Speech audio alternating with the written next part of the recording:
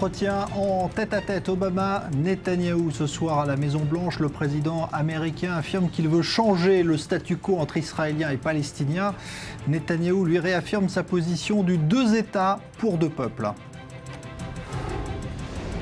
Les frappes de la coalition continuent en Irak et en Syrie alors qu'un attentat sanglant a visé un quartier tenu par le pouvoir syrien à Homs. Au moins 39 morts, dont une trentaine d'enfants. À Hong Kong, les manifestants continuent de défier le pouvoir central et appellent à intensifier leur mouvement d'occupation. Le risque d'un usage de la force par Pékin plane toujours.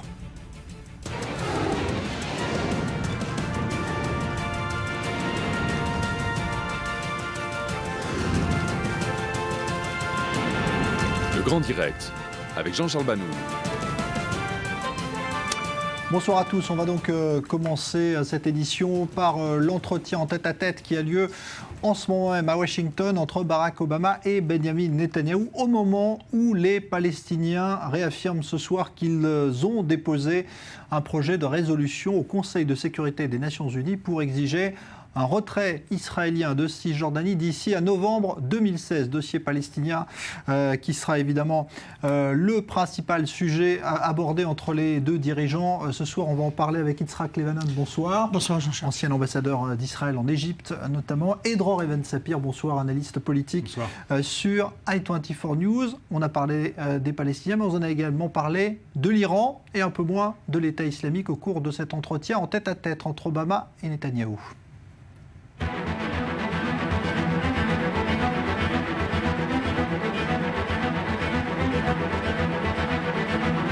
only language understood by killers like this is the language of force. So the United States of America will work with a broad coalition to dismantle this network of death. Hamas is ISIS, and ISIS is Hamas. And what they share in common, all militant Islamists share in common.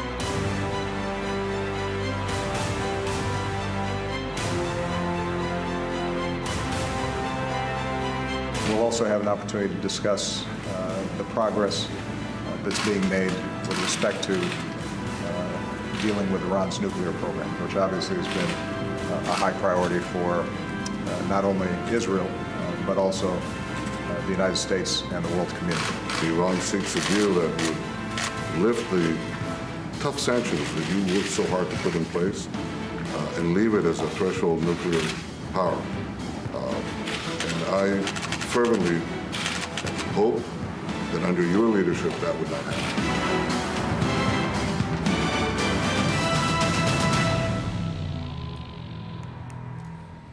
Voilà, on écoutera plus longuement dans un instant, évidemment, les deux propos tenus donc par Barack Obama et Benjamin Netanyahou à la Maison-Blanche. C'était donc il y a quelques instants. On va tout de suite retrouver Léa Berdugo, qui est en direct depuis l'ambassade américaine, justement, en Israël, à Tel Aviv. Bonsoir. Léa, donc il a été question principalement du dossier palestinien, mais pas seulement.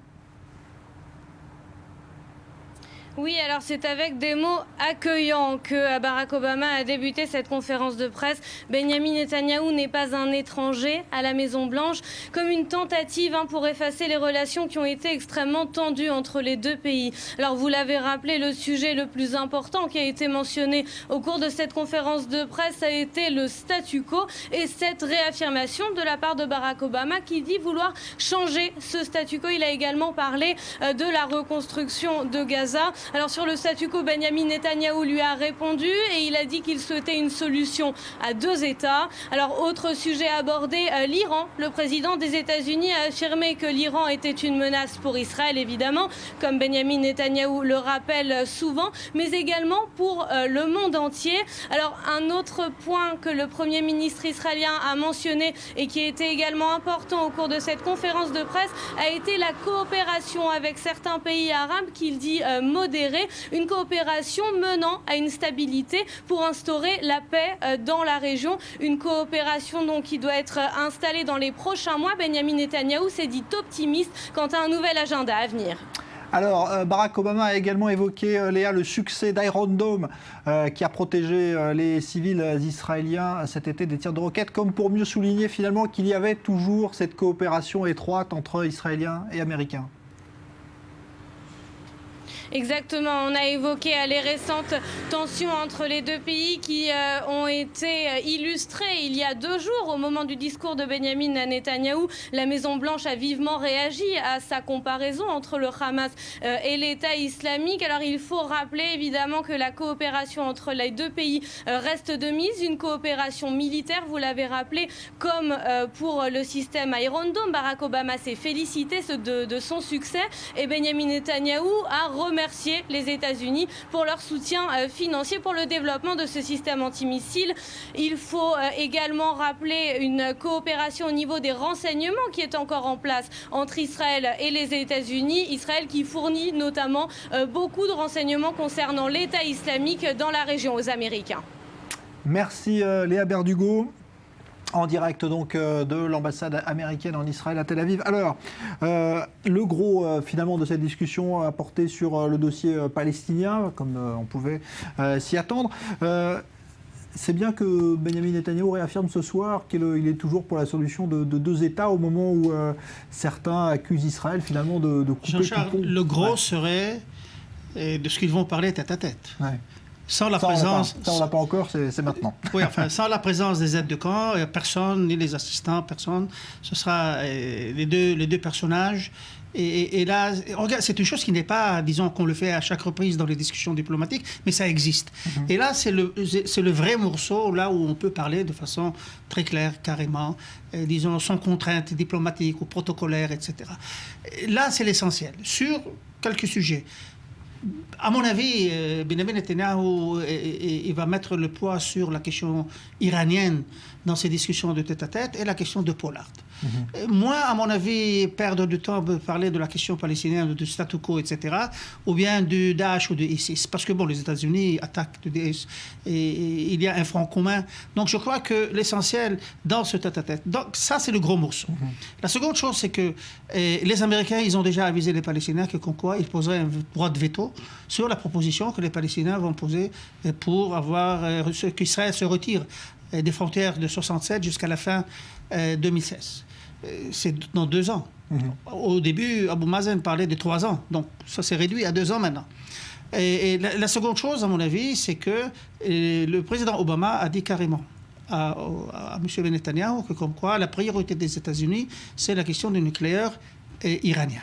Si je peux faire, disons, prendre le risque et de dire quelque chose, je crois que les États-Unis vont être très fermes sur la question de Arak, l'eau lourde qui permet la production de plutonium. Là-dessus, je crois que les Américains vont être très, très rigides. Ils ne vont pas laisser, disons, la possibilité pour que les Iraniens puissent, un de ces jours, produire de l'eau lourde à Arak. Je ne suis pas tout à fait certain qu'ils ne vont pas permettre certains centrifuges pour ne pas perdre, disons, la fierté, disons, nationale des Iraniens. Donc je crois que l'essentiel se dirige vers permettre certains centrifuges qui sera très difficile d'arriver, disons, à une bombe atomique, et on peut contrôler, etc., mais définitivement contre le plutonium à Arak. Ouais. Evan Sapir, sur les dossiers abordés là ce soir, est-ce qu'on attendait, finalement, c'est un peu conforme à ce qu'on imaginait ?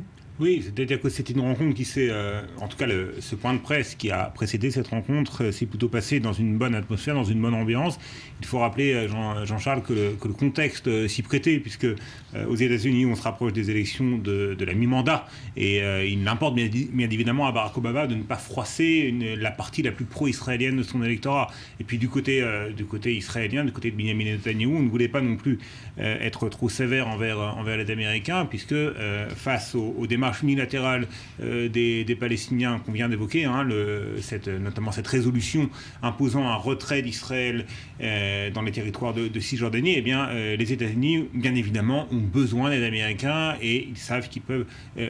Israël a besoin des Américains et les Israéliens savent qu'ils peuvent compter sur les Américains sur ce dossier, notamment sur leur droit de veto. Mais il faut peut-être s'intéresser aux termes qui ont été employés.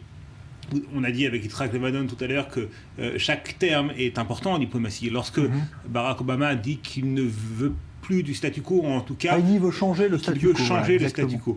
Alors, c'est un terme intéressant, parce que lorsque Benjamin Netanyahou a pris l'avion pour New York, il y a quelques jours, avant de s'exprimer devant la tribune des Nations Unies, eh bien, un journal qui n'est pas tendre envers Benjamin Netanyahou, qui lui est même systématiquement hostile, le journal israélien Haaretz, dont la version en langue anglaise est très lue, notamment à Washington, eh bien, ce même journal avait titré, c'était l'article de son correspondant diplomatique Barak Ravid, Monsieur Statu Quo s'en va pour Washington. Le même terme qui revient dans la bouche de Barack Obama. Est-ce que c'est un hasard ou est-ce que c'est pas une petite pique de la part du président américain envers le Premier ministre israélien, une manière de lui dire que les choses n'avancent pas dans le dossier israélo-palestinien et que les Américains sont mécontents après tous les efforts qu'ils ont investis, notamment John Kerry, ces 9 mois de discussions tout à fait stériles. Eh bien, peut-être que c'était un moyen pour Barack Obama d'exprimer avec le sourire et d'une manière très courtoise le mécontentement américain. Là-dessus, disons, il y a un autre aspect que je voudrais tout simplement rajouter, et on vient de mentionner, c'est le mi-mandat novembre prochain. Et la situation de Barack Obama dans le mi-mandat n'est pas tellement bonne. Donc il risque de perdre le Congrès et le Sénat, si ça arrive.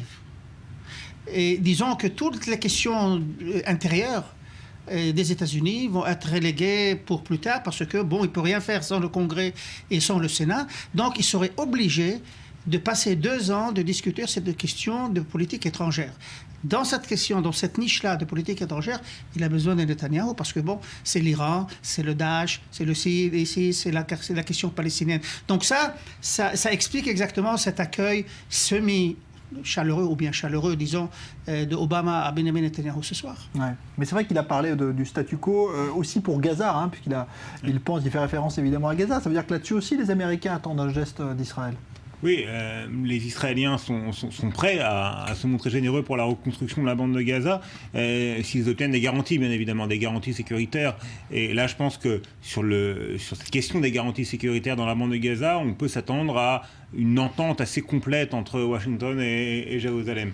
Par contre, sur le nouveau projet de Benjamin Netanyahou tel qu'il a été exprimé devant l'Assemblée générale des Nations Unies il y a 2 jours, à savoir contourner en quelque sorte les Palestiniens, contourner Mahmoud Abbas pour s'adresser directement à ce que l'on appelle les pays arabes modérés, pour que dans un second temps, dans une seconde phase, éventuellement, les conditions soient réunies d'une paix israélo-palestinienne cette fois. Alors je ne sais pas si les Américains sont tout à fait convaincus, même si ce projet de Benjamin Netanyahou repose sur des bases solides, à savoir le fait qu'aujourd'hui au Moyen-Orient, Israël et ses pays arabes modérés ont 2 ennemis communs, l'Iran bien évidemment, et aussi l'extrémisme des djihadistes sunnites. Ouais.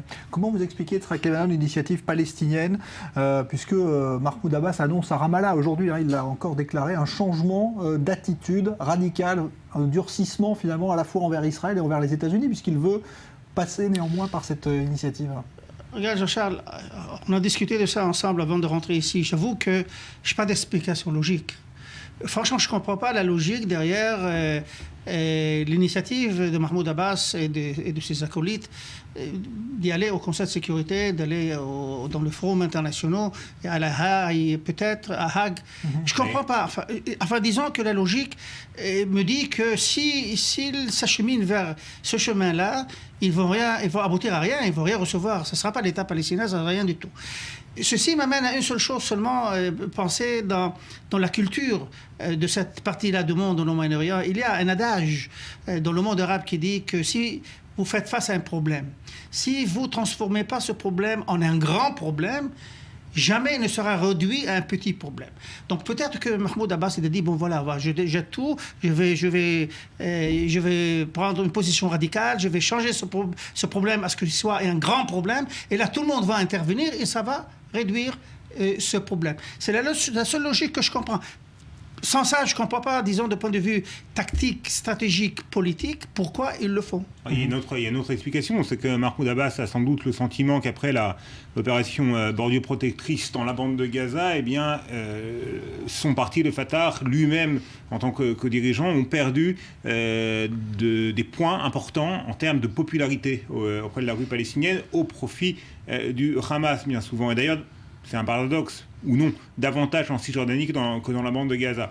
Par conséquent, on a l'impression, on en a déjà parlé, que la virulence, que le côté un peu outrancier du discours de Mahmoud Abbas devant la tribune des Nations Unies, eh bien, s'explique pour des raisons intérieures, une volonté de reconquête de l'opinion publique palestinienne, et aussi, sans doute, eh bien, le fait que Mahmoud Abbas ne croit plus en la possibilité d'une paix négociée, en tout cas pas avec Benyamin Netanyahou, et c'est pour cela qu'il mise sur l'unilatéralisme. Et sur cette question-là, eh bien, on peut s'attendre à ce que Barack Obama et Benyamin Netanyahou trouvent là aussi un terrain d'entente, parce que les Américains n'apprécient pas le fait que les Palestiniens aient choisi apparemment, semble-t-il, cette voie de l'unilatéralisme et choisi de négliger celle d'un éventuel retour à la table des négociations. Oui, mais supposons que c'est vrai, et probablement c'est vrai, parce qu'on a vu le sondage en Cisjordanie, 62% ils sont pour la reprise de la violence contre Israël. Ouais. Supposons que c'est vrai. Un vrai dirigeant, je parle maintenant du président Mahmoud Abbas, ne change pas de cap juste pour un sondage. Ou bien il a un dirigeant, il a une ligne politique, il continue. Il y a un mois, tout simplement, il a attaqué Hamas. Il a blâmé Hamas comme quoi il est responsable des 2000 personnes qui ont été tuées. Maintenant, ensemble, ils vont travailler à Gaza. Au début, ils voulaient seulement être seuls.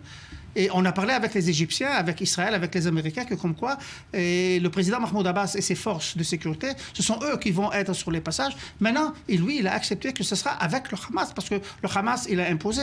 Donc, un vrai chef, ou bien il a une politique à suivre, ou bien il change de cap comme une girouette. Un homme d'État, en général, ne suit pas son opinion publique, mais il l'a fait évoluer dans une direction particulière, et ce n'est pas le cas de Mahmoud Abbas. De toute façon, à mon avis, c'est une erreur politique. Alors, on va écouter un petit résumé justement de ce que se sont dit, et de ce qu'on dit à la presse il y a quelques instants à la Maison-Blanche, et Barack Obama et Benyamin Netanyahou. C'est tout de suite.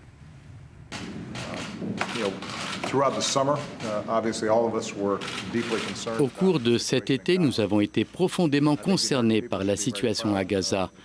Et je pense que le peuple américain peut être très fier de notre contribution au projet Dôme de fer pour protéger la vie des Israéliens alors que les roquettes s'abattaient quotidiennement.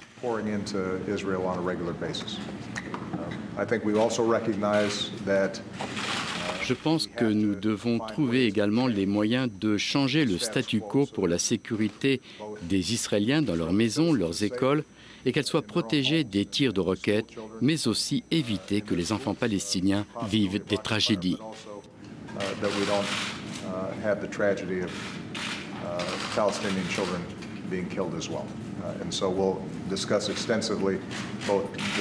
Nous devons discuter intensivement de la reconstruction de Gaza, mais aussi trouver une paix plus durable entre Israéliens et Palestiniens.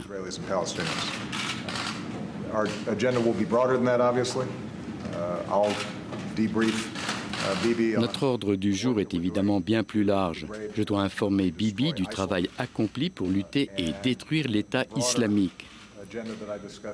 Et du sujet évoqué aux Nations Unies de mobiliser une coalition pour une action militaire, mais aussi d'apporter un changement entre États arabes et les pays musulmans pour isoler le cancer de la violence radicale.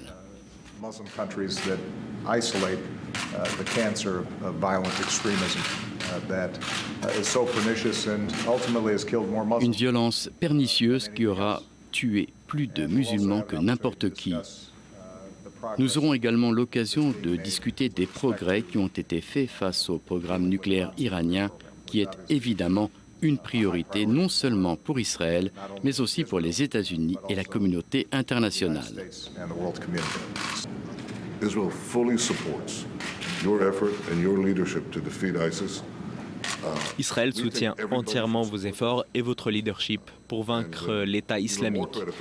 Je pense que tout le monde devrait apporter son soutien et même les plus critiques doivent partager l'objectif d'empêcher l'Iran de devenir une puissance nucléaire. Lift the tough sanctions that you worked so hard to put in place and leave it as a threshold nuclear power. And I fervently hope that under your leadership that would not happen. Comme vous le savez, Monsieur le Président, l'Iran cherche un accord qui lèverait les sévères sanctions que vous avez eu tant de mal à instaurer. ce qui rapprocherait l'Iran des capacités nucléaires. J'espère sincèrement que tant que vous êtes aux commandes, cela n'arrivera pas. Et de la même manière, je pense qu'il y a des opportunités, comme vous l'avez évoqué. Ces opportunités sont en train de changer la face du Moyen-Orient. De cette nouvelle situation émergent des intérêts communs entre Israël et les États arabes. Je pense que nous devons coopérer activement pour saisir ces opportunités et construire un projet positif afin de promouvoir un Moyen-Orient plus sûr, plus prospère et plus pacifique. Je suis engagé à une solution de 2 États pour 2 peuples, basée sur la reconnaissance mutuelle et des solides arrangements de sécurité sur le terrain. Je crois que nous devons saisir ces nouvelles opportunités, réfléchir de façon originale et atteler les pays arabes dans ce projet si prometteur.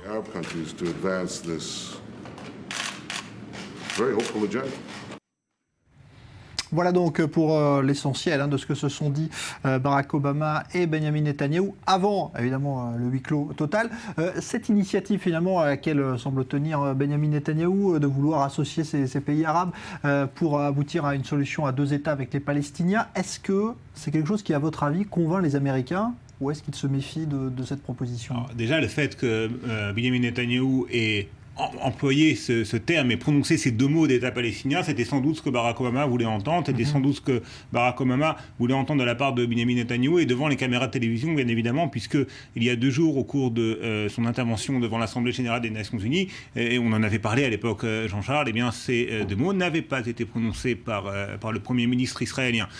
Donc, de ce point de vue-là, Benjamin Netanyahou a rempli son contrat en quelque sorte. Il a rappelé qu'il était engagé, qu'Israël était en faveur d'une solution à 2 États, mais que et c'est la nouveauté bien évidemment, et là cette nouveauté avait déjà été abordée au cours du discours, que pour parvenir justement à cette solution à 2 États, il fallait passer par les États arabes modérés.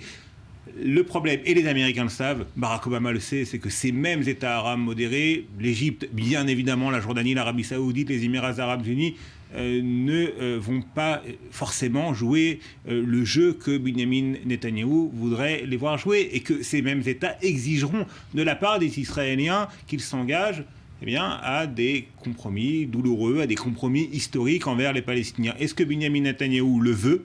Est-ce qu'il le peut, étant donné la composition de sa coalition gouvernementale? Ça, ce sont 2 questions qui restent posées, et ce sont 2 questions auxquelles les Américains, Barack Obama en premier, ont tendance à répondre par la négative. Ouais. Vous êtes aussi perplexe face à cette initiative? Vous pensez qu'elle a des chances vraiment d'aboutir? Premièrement, je ne crois pas qu'il y ait une initiative israélienne là-dessus.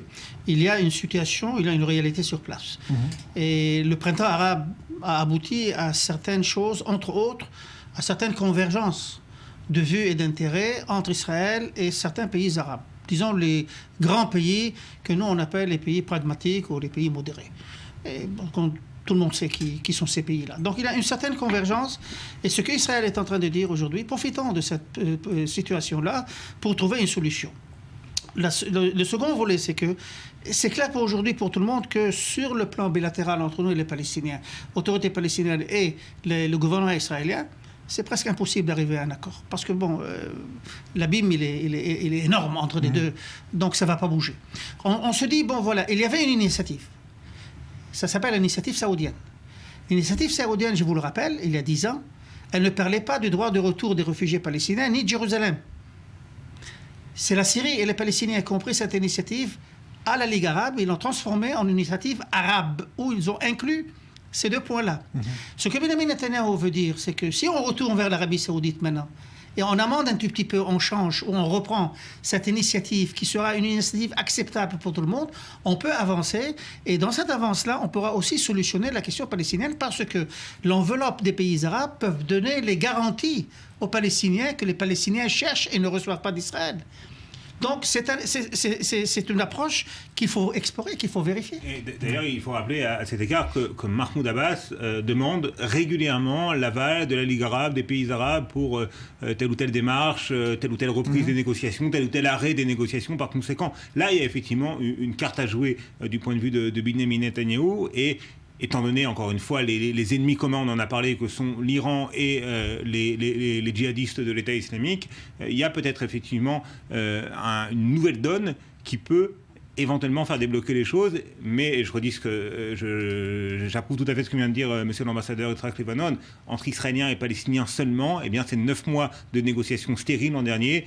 Et le discours de Mahmoud Abbas il y a quelques jours ont montré que effectivement l'abîme était trop important, le manque de confiance était trop grand pour que Israéliens et Palestiniens seuls arrivent à quelque chose. Alors, ça vaut bien une chandelle. Oui, effectivement. En tout cas, c'est pour l'instant la seule issue envisagée. Et à propos justement des relations entre Obama et Netanyahou, dont on disait qu'elles étaient rafraîchies, bon, on a pu voir que ça avait l'air plutôt cordial à l'instant à la Maison-Blanche. Qu'en pensent justement les Israéliens? On a posé la question aujourd'hui à quelques-uns d'entre eux. Écoutez. À mon avis, on n'a pas la moindre idée quelles sont vraiment leurs relations. Je suppose que quand on passe autant de temps dans la même pièce, dans les mêmes réunions, on finit par développer un certain rapport personnel. C'est possible que ce soit personnel, c'est peut-être lié aux origines d'Obama, j'en sais rien, mais il y a des rumeurs, on ne peut pas vraiment savoir. Chacun défend ses intérêts, mais Obama, il fait trop de problèmes. C'est leur problème, pas le nôtre. Voilà, c'est vrai que c'est leur problème, mais est-ce que c'est un problème d'ailleurs ou pas, la relation Regardez, les relations personnelles entre des dirigeants, ça peut aider, disons, la base des relations diplomatiques entre deux États, mais ils ne peuvent pas les changer. Ce n'est pas une question que nous, entre Obama et Benjamin Netanyahu, ils s'affrontent chaque jour et se cassent la tête, ils ne se parlent pas ou ils se fâchent, etc. Ce n'est pas le cas. Et ils peuvent avoir des divergences de vues, ce qui est tout à fait certain, mais dans l'institution de relations entre Israël et les États-Unis, elle est tellement profonde, elle est tellement forte, que souvent, un coup de tête ou de la part des dirigeants, disons, c'est temporaire, mais ça ne va pas changer carrément les bonnes relations qui existent, et ces relations existent. Ouais. Là-dessus. Oui, bon, on sait à quel point Benjamin Netanyahou est un homme qui est proche des États-Unis, qui est proche de la culture politique américaine, qui connaît bien le monde politique américain, mais qui est aussi tout à fait identifié à une tendance à la vie politique américaine, au parti républicain. Et on sait qu'il a soutenu plus ou moins discrètement celui qui était le challenger de Barack Obama aux dernières élections présidentielles. Ça reste, hein, ça joue un rôle. Hein. Les relations entre ces deux hommes ne seront jamais véritablement amicales. Elles peuvent être cordiales, on vient d'en constater un exemple. Amicales, non. Alors, est-ce que forcément le fait que les deux hommes ne s'apprécient guère, est-ce que forcément ça a des conséquences néfastes sur les relations bilatérales américano-israéliennes? Pas forcément. Les relations bilatérales sont assez, voire très bonnes dans le domaine sécuritaire, dans le domaine économique. Dans le domaine diplomatique, ils ne sont pas toujours sur la même longueur d'onde. Ce sont deux hommes qui appartiennent à deux univers idéologiques tout à fait différents, Barack Obama et Benjamin Netanyahou. Il se murmure même que dans l'entourage de Barack Obama, on appelle Benjamin Netanyahou le sénateur républicain de Jérusalem. Ah ben voilà, ça en dit long. Allez, on va terminer là-dessus. Ça vient de se terminer d'ailleurs, hein, le meeting, la rencontre, donc 2 heures d'entretien en tête-à-tête donc pour Obama et Netanyahou à Washington. On en reparlera évidemment. Merci Yitzhak Levanon, merci Dror Even Sapir. Suite de l'info dans un instant. On revient, restez avec nous après une pause.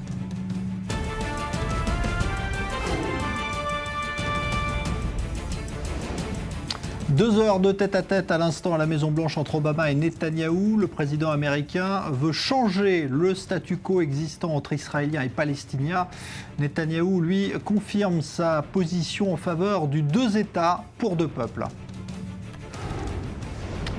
Les frappes de la coalition continuent en Irak et en Syrie alors qu'un attentat sanglant a visé un quartier tenu par le pouvoir syrien à Homs. Au moins 39 morts, dont une trentaine d'enfants à proximité d'une école.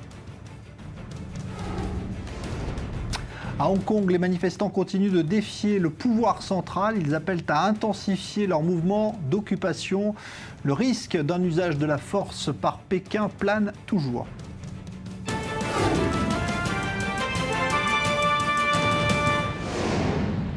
Une bataille acharnée continue de se dérouler ce soir autour de la ville kurde d'Ain al-Arab, dans le nord de la Syrie, tout près de la frontière turque. Une ville qui est assiégée depuis plusieurs jours par les djihadistes de l'État islamique qui cherchent ainsi à agrandir leur territoire. Les frappes de la coalition ne suffisent pas pour l'instant à les stopper. Maxime Pérez. La ville d'Ain al-Arab, théâtre de combats acharnés entre les forces kurdes et les combattants de l'État islamique. Les djihadistes se trouvent toujours aux portes de cette localité kurde, la 3e plus importante de Syrie. Dans la nuit de mardi à mercredi, Au moins 9 combattants kurdes ont perdu la vie en défendant leur position.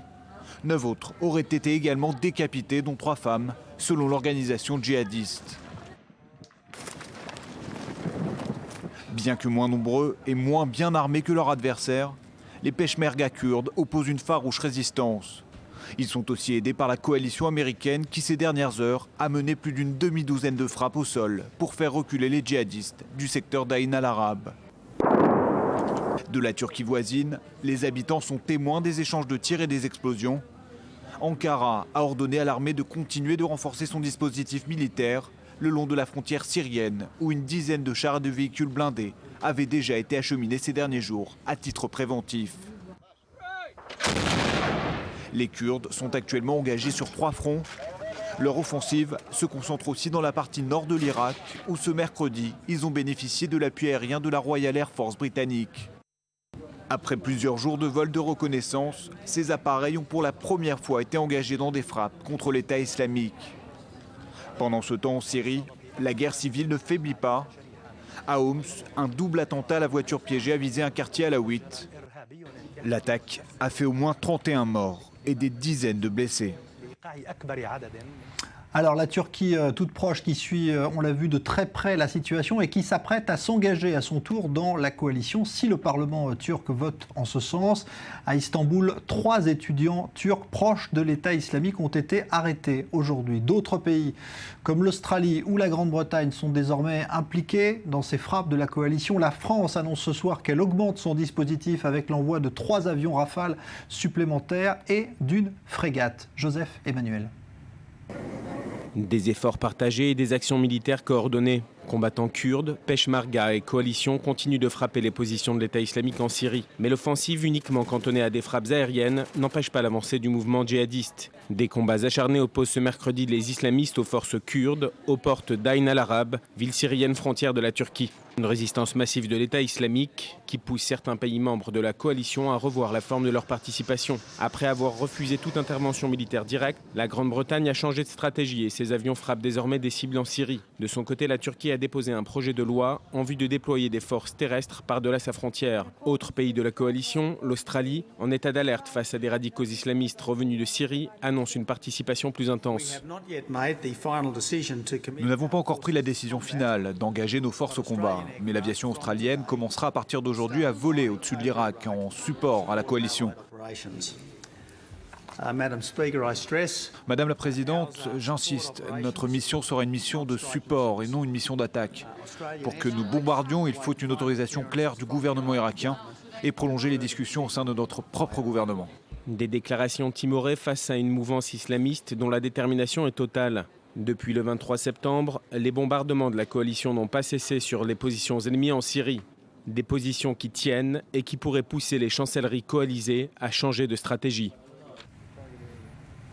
En Afghanistan, réponse des talibans à l'accord de sécurité signé hier entre le gouvernement et les États-Unis. Un double attentat suicide ce matin à Kaboul qui a visé des autobus transportant des soldats afghans. Bilan 7 morts et au moins 15 blessés.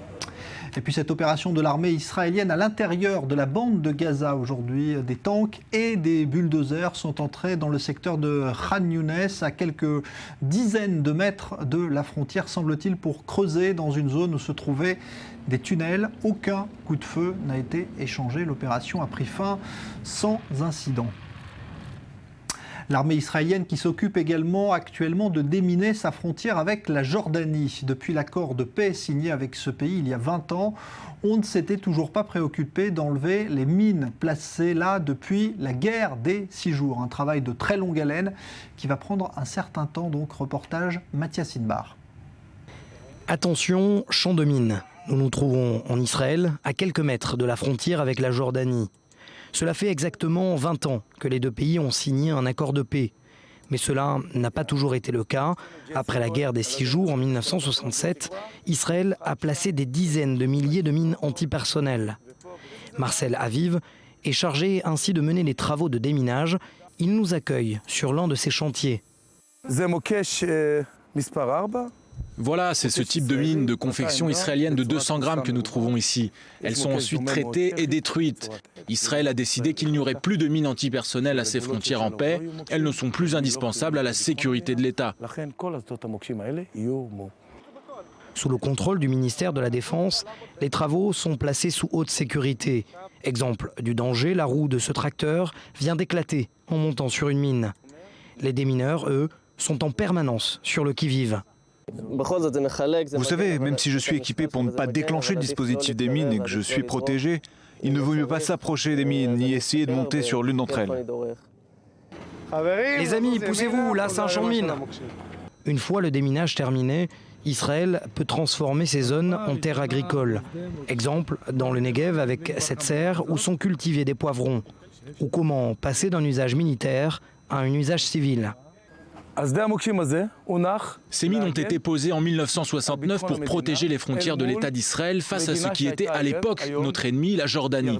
Nous sommes à environ 400 mètres de la frontière. Une fois que ces mines auront disparu, ces terres reviendront à un usage civil pour du tourisme, de l'agriculture et des plans de construction et peuplement. Les travaux ont commencé il y a plus d'1 an à la frontière nord avec la Jordanie. Plus de 20 000 mines ont été découvertes comme celle-ci derrière moi. Mais le travail est encore loin d'être terminé. Selon les responsables du ministère de la Défense, il resterait plus d'1 an de travail et surtout plus de 30 000 mines antipersonnelles à neutraliser. Voilà, on apprend également qu'un avion militaire de l'armée américaine s'est abîmé en mer dans le golfe arabique. Il participe actuellement aux opérations militaires américaines contre l'État islamique en Irak et en Syrie. Le pilote et le copilote ont pu s'éjecter, mais pour l'instant, seul le pilote a pu être repêché. Les opérations de la marine américaine pour retrouver l'autre soldat continuent. Théoriquement, un cessez-le-feu est bien entré en vigueur dans l'est de l'Ukraine, mais aujourd'hui, alors que les élèves de la région de Donetsk étaient appelés à reprendre l'école, eh bien des bombardements terribles ont fait au moins 10 morts, tout près de certains établissements scolaires. La situation est donc loin d'être apaisée alors que l'Europe menace encore la Russie de nouvelles sanctions. Leslie Rezoug.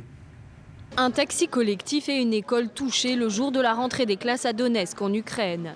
Si l'attaque n'a pas été revendiquée, les combats entre l'armée ukrainienne et les séparatistes pro-russes se poursuivent. La roquette s'est abattue sur le véhicule faisant de nombreux morts. Mon amie était assise à côté de moi. Elle a été tuée sur le coup. Elle avait une fille d'1 an et 7 mois. Comment est-ce qu'elle va faire pour vivre maintenant? Ces gens qui font ça ne sont pas humains. C'est inhumain. Au même moment, un obus est tombé à 5 mètres à peine de l'école, tuant 4 personnes sur le coup. Un traumatisme important selon le personnel enseignant pour les enfants. Je suis inquiète, je m'inquiète pour les enfants. Comment vont-ils étudier? Comment vont-ils réagir à toutes ces explosions? Beaucoup d'enfants ont peur. Un des enfants a même peur que les ballons explosent. Un lourd bilan et un cessez-le-feu toujours sans effet sur le terrain, 10 jours après la signature de l'accord de Minsk. Il prévoit notamment l'instauration d'une zone tampon entre l'armée ukrainienne et le secteur contrôlé par les indépendantistes le long de la frontière russe. Des observateurs de l'OSCE sont censés surveiller la ligne de partage entre les deux camps, mais l'OTAN affirme toujours que des centaines de soldats russes se trouvent en Ukraine. En réaction, l'Union européenne a décidé de maintenir ses sanctions contre la Russie, qui continue quant à elle de démentir toute implication et toute présence de ses troupes en Ukraine. Au Japon, l'éruption du volcan du mont Ontake est devenue la pire jamais enregistrée dans le monde depuis 1945. Le bilan s'élève à au moins 47 morts avec la découverte de nouveaux corps par les secours ces dernières heures. Des opérations qui ne sont d'ailleurs toujours pas terminées, ce qui fait craindre donc un bilan encore plus lourd. À l'instant, donc, la fin, je vous le disais, de la rencontre qui a duré 2 heures entre Benjamin Netanyahou et Barack Obama à la Maison-Blanche. Communiqué commun qui souligne que les rapports sont toujours aussi étroits et indestructibles entre Israël et les Américains. On sait pourtant qu'il y a quand même des divergences qui existent sur plusieurs sujets clés, comme nous le rappelle maintenant Elie Hotchenberg avec Leslie Rezoug. Une pièce, 2 chefs d'État, 3 sujets et de nombreuses attentes. L'inébranlable alliance israélo-américaine saura-t-elle surmonter la crise ? L'Amérique recherche une résolution diplomatique au problème nucléaire iranien. Ne vous faites pas berner par le charme manipulateur de l'Iran. Cela ne fait aucun doute, de profonds désaccords séparent Obama et Netanyahou sur la question du programme nucléaire iranien et sur l'Iran en général. Pour Netanyahou, Iran égale Daesh égale Hamas. Pour Obama, l'Iran est la clé de la lutte contre Daesh. Les États-Unis d'Amérique collaboreront avec une large coalition pour démanteler ce réseau de la mort. Il faut vaincre l'État islamique. Mais vaincre l'État islamique et laisser l'Iran au bord des capacités nucléaires, c'est remporter la bataille et perdre la guerre. Washington et Jérusalem sont d'accord au moins sur un point, il faut lutter contre Daesh. Mais pour le reste, leurs points de vue respectifs sont diamétralement opposés. Pour Netanyahou, l'islamisme radical, quel qu'il soit, représente le mal et cherche à dominer le monde. Mais pour Obama, Daesh, Al-Qaïda, Boko Haram, ces groupes islamistes extrémistes doivent être anéantis. Quant au Hamas et au Hezbollah, rien ne presse pour le moment. Il faudra faire preuve de leadership pour aborder le conflit israélo-palestinien. Nous devons porter notre regard non seulement sur Jérusalem et Ramallah, mais aussi sur Le Caire, Amman, Abu Dhabi, Riyad et ailleurs. Alors que Netanyahou cherche encore des alliés dans la région, délaissant quelque peu le problème palestinien, Obama, lui, s'en tient toujours à la solution des deux États. Pour Netanyahou, un nouveau plan de paix au Moyen-Orient. Pour Obama, les négociations avec les Palestiniens restent la priorité. Au bout du compte, Netanyahou s'inquiète des menaces qui pèsent sur Israël, à savoir le Hamas, l'Iran et Daesh. Quant à Obama, il s'inquiète d'une seule menace visant son pays, Daesh. Dans l'état actuel de leur relation peu avenante, difficile à croire que l'un d'entre eux fera le premier pas.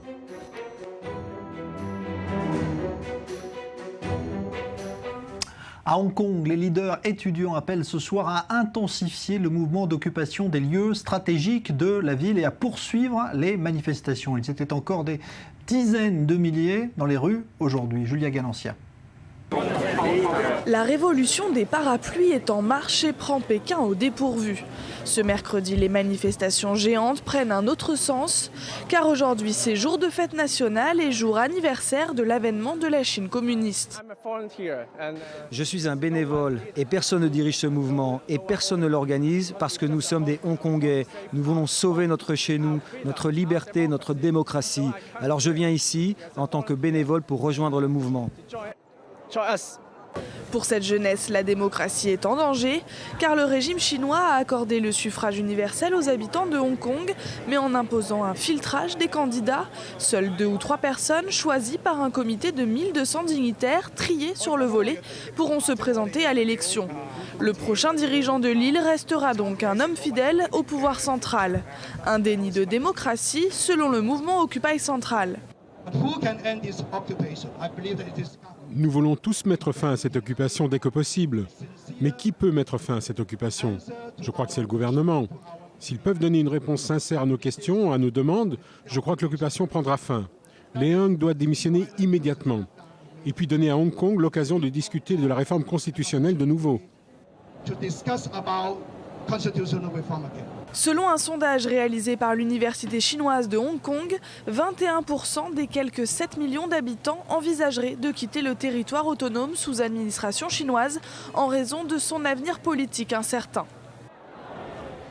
Alors avenir politique incertain, mais avenir économique également, on va le voir tout de suite.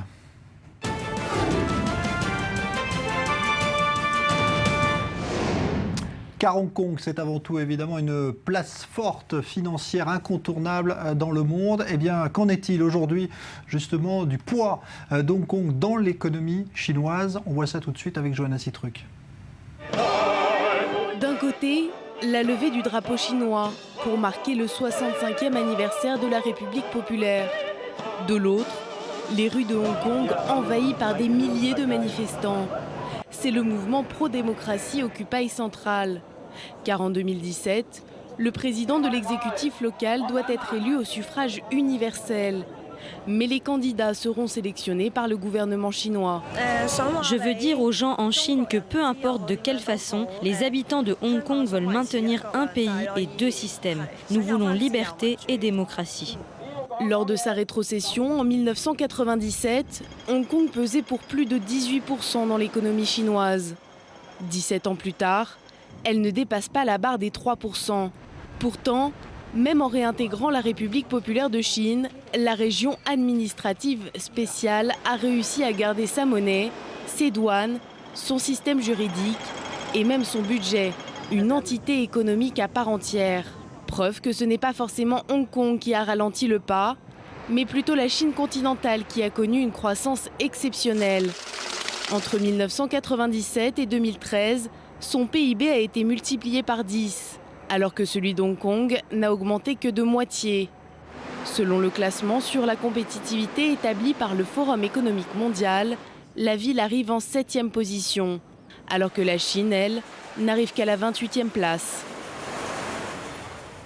Alors justement, on va en parler avec vous, David Neyman, bonsoir. Bonsoir Jean-Charles. On se demande effectivement si ce modèle libéral qu'incarne Hong Kong est aujourd'hui menacé par la Chine. Alors oui, la question qu'on peut se poser, c'est est-ce que c'est le début de la fin de Hong Kong tel qu'on le connaît jusqu'à présent? Alors Hong Kong, c'était quoi jusqu'à présent? On va faire un peu d'histoire. Pendant plus de 150 ans, c'était une petite colonie britannique, 10 000 habitants seulement au milieu des années 1840, 7,5 millions aujourd'hui. Alors à l'époque, il y avait du charbon, de la pêche, mais surtout c'est un emplacement stratégique au sud de la Chine. Donc c'est un peu la porte d'entrée du commerce en Extrême-Orient, l'opium d'ailleurs notamment.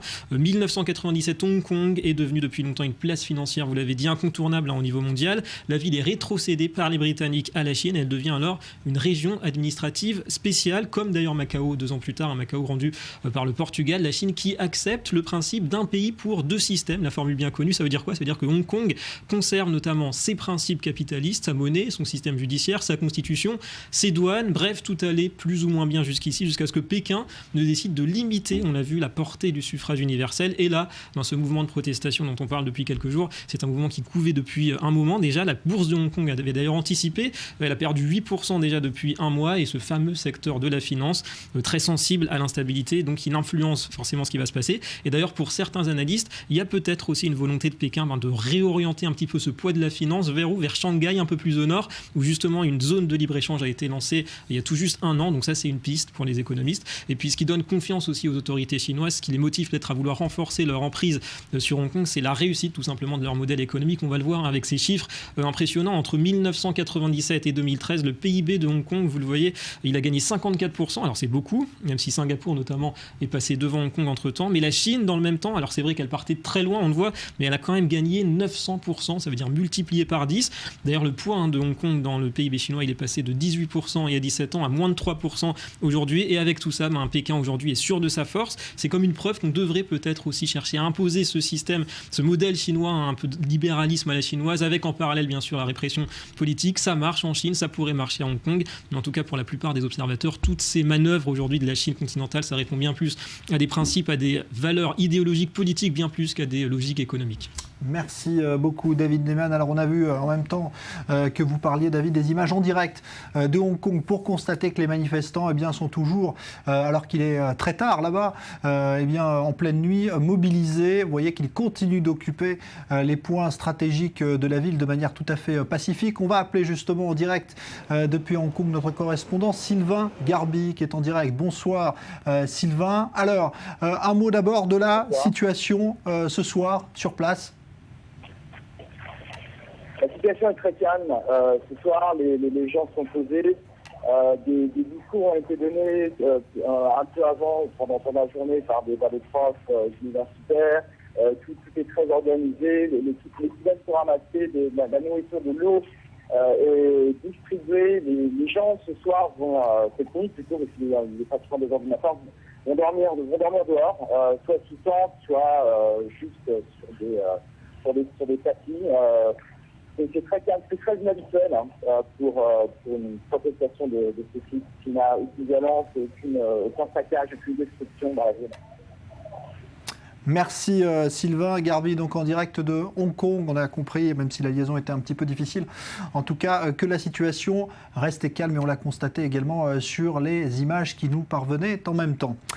C'est aujourd'hui la journée mondiale des seniors, les personnes âgées dont la situation sociale varie considérablement d'un pays à l'autre. Sans surprise, c'est en Europe occidentale et en Amérique du Nord qu'elles vivent le mieux. La Norvège arrive même largement en tête de ce classement. En revanche, Israël apparaît plutôt en recul selon la dernière enquête. Reportage Shahar Peled avec Leslie Rezouguet. Le 1er octobre marquera la journée internationale des personnes âgées, mais en Israël, l'heure ne sera pas à la fête. La population des seniors compte parmi les plus petites du monde occidental. Par ailleurs, le taux de pauvreté chez les personnes âgées est l'un des plus élevés parmi les pays développés, même en déduisant les taxes et les subventions. Il y a plus de 200 000 personnes âgées pauvres en Israël. Ce n'est qu'une partie de la population israélienne qui souffre de la pauvreté. Un rapport publié récemment par le Bureau central de la statistique révèle une réalité bien sombre. Sur les 860 000 personnes âgées de plus de 65 ans, 21 dépendent d'une aide sociale. Près de la moitié se disent en mauvaise santé, 36% déclarent se sentir souvent seuls, 16% n'ont personne à qui faire appel en cas de détresse. Près de 320 000, soit 40% d'entre eux, renoncent au chauffage ou à la climatisation pour limiter les dépenses. Mais le problème de la pauvreté chez les personnes âgées des 22 autres pays développés est bien plus grave qu'en Israël. Cependant, la différence réside dans le taux de réduction de la pauvreté. Une fois le plan de lutte mis en place, la tendance s'inverse. Alors que les allocations éradiquent presque intégralement la pauvreté dans plus de la moitié des 22 pays, Israël se retrouve en haut de la liste en matière d'insuffisance des revenus. Mais pourquoi Israël est-il si mauvais élève ?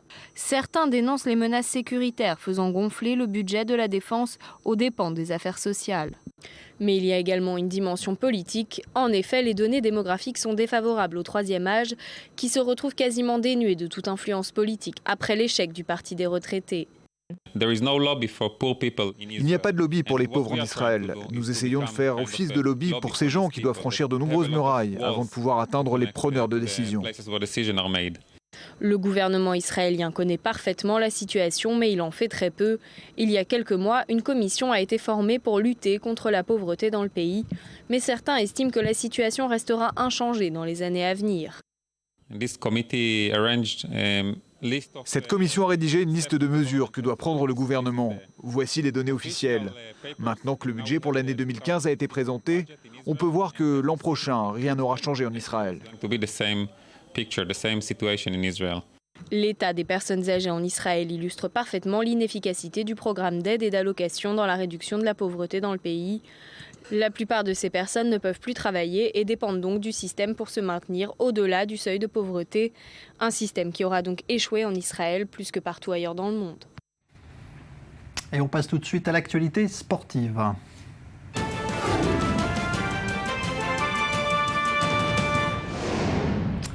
Les sports avec essentiellement du football. Ce soir encore, Lise Barenbaum, bonsoir. Bonsoir. Alors, on va commencer avec cette rumeur. Ce n'est encore qu'une rumeur, mais ça fait beaucoup parler, en tout cas ici. Maradona pourrait s'occuper de la sélection de foot palestinienne. Effectivement, l'ancienne légende du football argentin serait en train de négocier avec la Fédération de football palestinienne pour aller entraîner l'équipe. En tout cas, c'est ce que dit le site d'information Ynet. D'autres médias russes et arabes ont même affirmé que ces pourparlers étaient à un stade avancé et que Maradona pourrait prendre ses fonctions dès janvier 2015 lors de la prochaine Coupe de la Confédération asiatique. Alors, on sait que Maradona s'est déjà manifesté par le passé en faveur des Palestiniens. Effectivement, en 2012, il avait déjà déclaré qu'il se considérait comme le fan numéro 1 du peuple palestinien. Il disait ça à des journalistes à Dubaï, puisqu'il entraînait un club à l'époque là-bas. Il a aussi promis de rendre visite à l'équipe de foot palestinienne, donc ça sera peut-être plus tôt que prévu. Et puis, on l'a vu aussi poser avec un kéfier palestinien sur des photos en criant « Vive la Palestine » lors de séances d'entraînement de son club. Donc, il est plutôt effectivement sensibilisé à la cause palestinienne. Voilà, à suivre donc. Pour l'instant, c'est encore une rumeur, négociation avancée, mais ce n'est pas conclu. Maradona a déjà fait le coup plusieurs fois où il a failli arriver, et puis on ne l'a jamais vu, finalement. Alors, on va parler de football maintenant sur le terrain avec ce qui s'est passé en Ligue des Champions hier soir. Étonnante victoire du Paris Saint-Germain. Et oui, le PSG a défié tous les pronostics. Ils ont battu Barcelone 3-2 au Parc des Princes.